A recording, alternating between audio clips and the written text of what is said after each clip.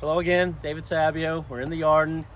We are about to head to the back now, where it's predominantly a woodland garden, a little different from the front, although they mimic each other a little bit. A little more formal out here, a little less formal back here, and also a lot cooler.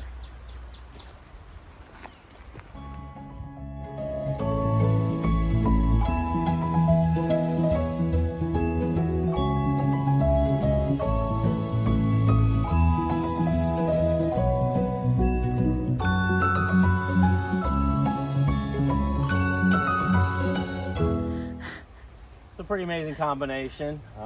Admittedly, happy accident. Both of these are my early gardening days. I love maples. I got an orangeola, which I feel is a must-have tree for your collection, especially for the beautiful spring growth.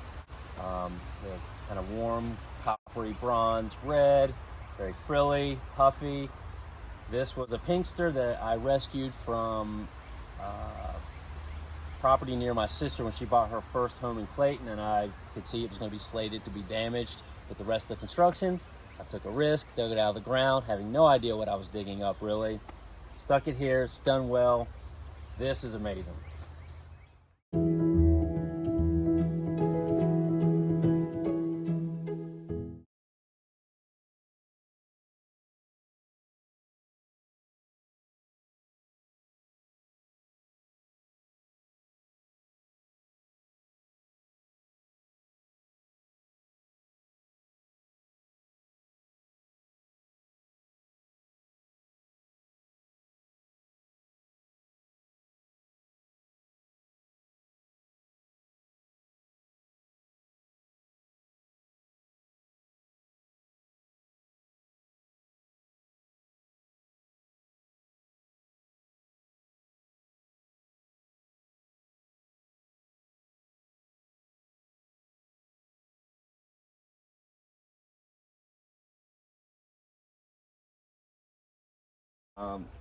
This would be Urihime, which is pretty new. In fact, so new I haven't taken the tag off. And then Kurenai Jishi. So this should be a nice little stand of small maples underneath the Ryusin, which I got from you years ago. I've staked it up because yours was spilling out of a pot and started to grow more ground-wise. So in a pot, lift it up, and I should get a better weeping form that'll come down and just mix right in with the others. So last season when you were here, we were talking about the experiments I do with Clematis just because I love it and want to see the opportunities I can have. And this I'm not completely disappointed with yet, but I'm starting to see that it might not have been the best idea. Now I have patience, which you have to when growing any plant, but this has been in the ground now for 2 seasons. I've got good growth, but this is Broughton Star, which is I think a smaller one in the Montana breed, which should be quite vigorous and very floriferous. Now again, if this blooms, it'll be more like May, so I still have time. But this, I will say, doesn't look wildly promising. It's a little sparse, but the idea I thought would go up and get up top and grab all this early day sun, but I'm starting to think maybe there's, with all the big trees, it's just not enough sun. I don't think moisture is a problem here because all my water comes this way. So I haven't decided, do I let it go this season or even go to a 3rd season, which is kind of that typical jumping off point. But I may end up moving this. I have an idea out front where there would be more sun.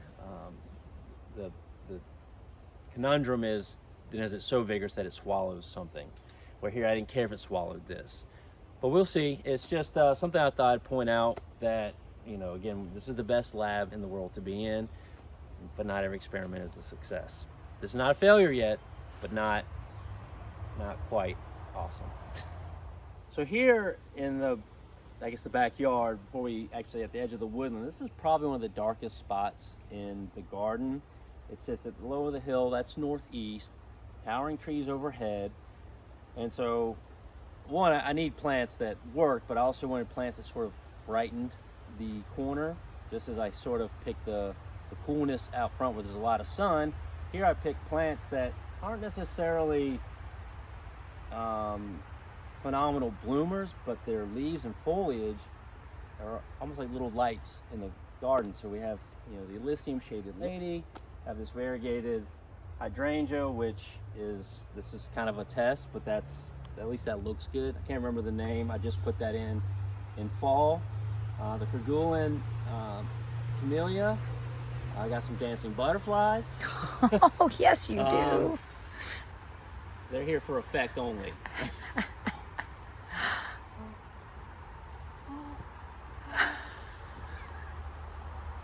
That's fun. That's the most amazing thing ever. Thank you for the cameo. That was nice. Back to what I was saying.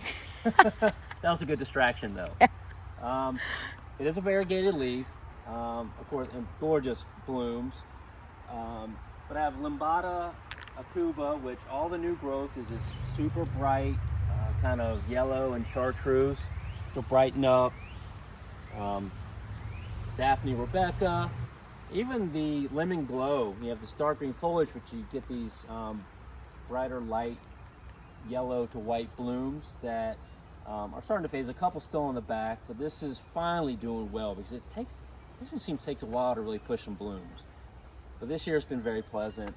And then Rosea marginatum, which is another not very popular or widely seen maple. But the idea again is I don't have a lot of blooms here, but I have a lot of brightness.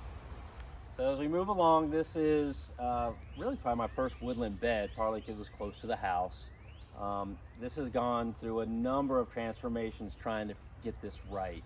But I'm finally there. I eventually built a little retaining wall, which I could backfill, which gave me some better soil to get started in, especially with the roots of these massive trees. The nice thing too is that the ferns and the moss and the sedum sort of took off on their own to soften the look, which I'm really, really happy with. I'd be fine with the wall, but that's just a much better aesthetic. But over the years, I've been popping little plants in, trying to see what works. I've got a pretty good palette going here. You know, the Ericemia ringens, I believe. This is, that's quite a, look at that, that's quite a whip. But probably one of the stars in here, not counting the maples, is the Calanthe. This is Kojima Yellow. This is the only one I've grown successfully. I'm not trying these anymore, but this one I'm happy with. It's beautiful. I'm super excited because the Blatilla striata is actually going to bloom this year. I rarely get blooms on this because they push early. We always get a freeze and knocks them off. So I'm going to have these kind of beautifully purple flowers backed against these bright yellow ones. And so these terrestrial orchids are going to be really something to see. I don't know if I've actually ever gotten them to work together like this. So again, this is going to be, you know, the special springs. So for spring, there's some of the Japanese maples that really lend themselves to just spring. You can't expect always a full year of extraordinary display. So this is Sumagaki. When it's fresh, it has these great, you know, homemade leaves that really look like painted fingernail tips. They do. It looks like it has a manicure. Yes. It's a spa day for this tree. That would have been a good cultivar name. No doubt. And over to the right of me is kind of silly, but it's very meaningful to me. This is my pancreatic cancer awareness tree. This is my old Christmas tree from college that I've been holding on to.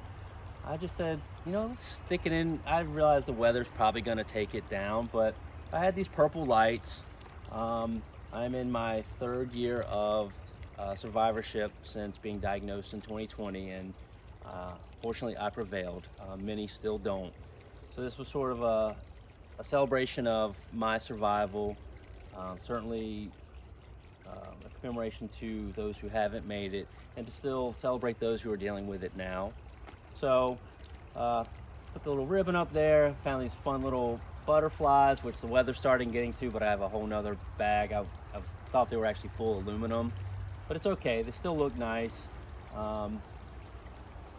And like I said, it brightens up the garden at night. I like to think it was like a little beacon of hope. So this is probably been more meaningful than I anticipated. Once I got it up, it was just kind of a fun idea, and then I found that it's been you know, really touching to me. So I hope it is for anyone else. Not many people will see it, but I put it out there to sort of send a message. You're a beacon of hope. Thank you.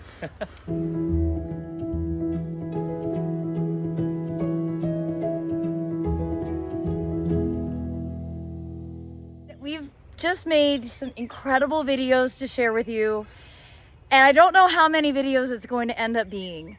So we wanted to do some intro outros to be able to make the videos make Yeah, we can sense. break it up, and you know, it's a little digestible, enjoyable Enjoyable bits. segment, Yeah.